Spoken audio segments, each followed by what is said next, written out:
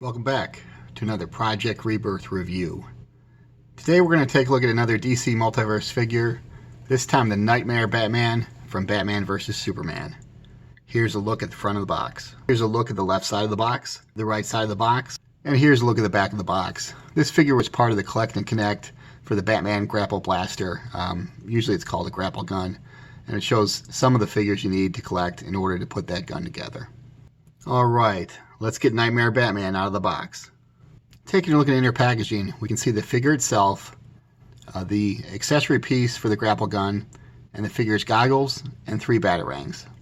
Alright, here's the figure out of the box. And overall, this figure looks really good. Yeah, it's true there's some nicer Knightmare Batman figures out there, but you're going to pay more for them. A couple initial impressions. Number one, the goggles are very tight. When I move them from going over the forehead and down over the eyes, I constantly feel like I'm going to break them. Very unimpressed with this puny little batarang. You get 3 of them, but rather than 3 lame ones, it would have been nicer to get like one really nice one. This is, I believe, from Mayfix Batman. And then the last initial impression was on the figure's back. There is this weird discoloration here. This figure's been in the box for quite a while, but I don't know why it would look like that. Let's take a 360 look at Knightmare Batman.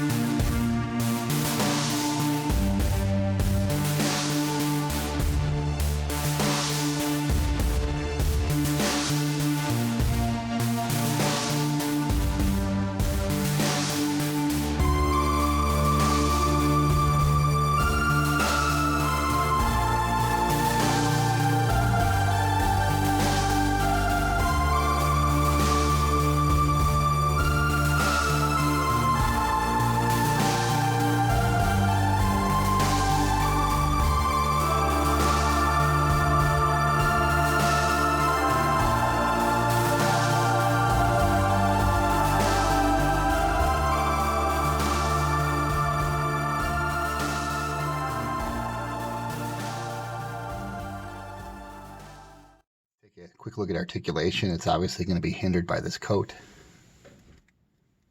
So the head can move just a little bit to the side. I thought maybe we're going to go 360, but no, and now I'm losing the goggles. Arms can extend a decent amount. But the weird thing is it barely bends at all at the elbow. And I wish that you could get more of an arm bend for poses. And then the figures can rotate at the wrist, and it does not seem to bend inward at the wrist. From what I can tell on this figure, there's no waist rotation unless it's just really frozen. And there is what should be, based on the joint there, an ab crunch, but my figure barely moves at all. A limited articulation on the leg, and then it can bend a decent amount of bend, although it looks very odd with the knee joint there. No movement. Oh, I'm sorry, I take that back. The ankle can flex up and down.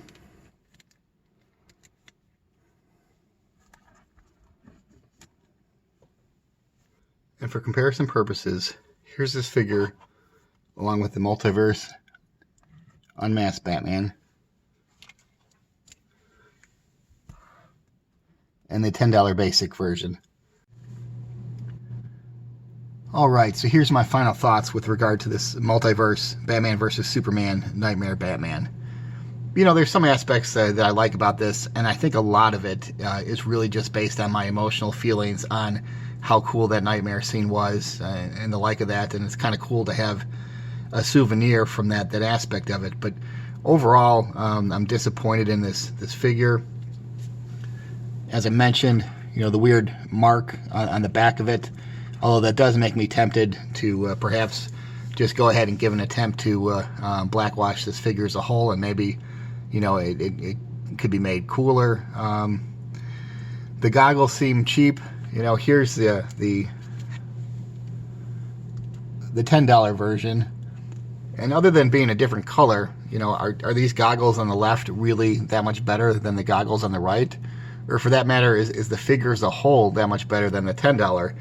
And I would note that the figure on the left now on Amazon is about $13.50 or so. It's not $20 anymore. So you can get it cheaper, but the bottom line is there's a lot better action figures out if you like the Knightmare Batman. One is from Beast Kingdom. I'll show you a picture of that now.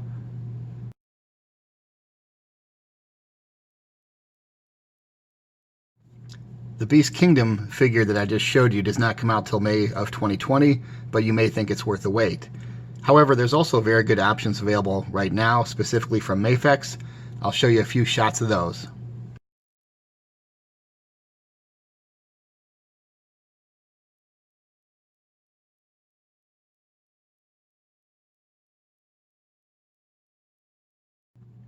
So looking at the Beast Kingdom and then the Mafex versions, you can see that, you know, the coat in a lot of them looks very dynamic. The goggles just look significantly better. And you know, some of them, especially the Mafex one, comes with a wide variety of weapons and accessories that really makes that figure worthwhile.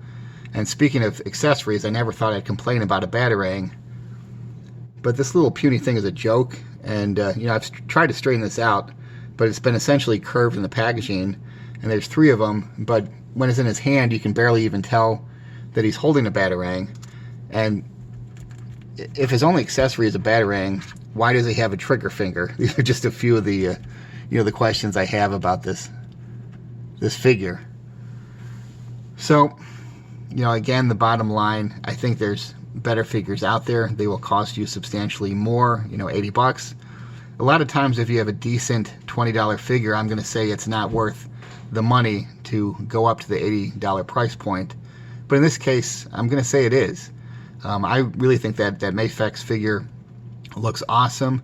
If I was only going to have one, you know, I would save up my money and buy that one instead of this figure. So, you know, even at $13, I hesitate to recommend this figure. Maybe, you know, for that price, probably, yeah, pick it up. But not worth $20. And do I recommend it? Sorry, this time, hell no.